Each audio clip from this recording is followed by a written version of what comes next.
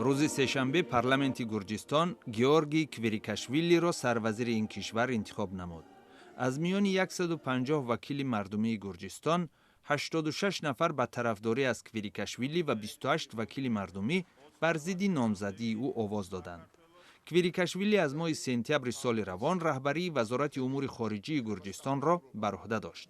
با پیشنهاد کویریکاشویلی میخائیل جانیلیدزه که تا این وقت معاون وزیر امور خارجه گرجستان بود، به کرسی وزیری نشست.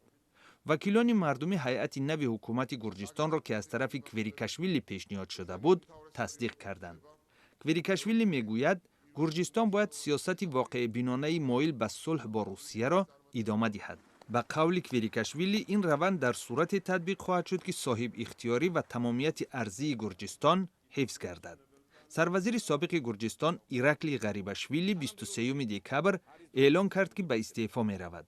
ناظران و مخالفین حکومت استعفای او را با پستشوی اعتبار ائتلاف حاکم گرجستان در عرصه انتخابات پارلمانتی ماه اکتبر سال 2016 ارزیابی می کنند.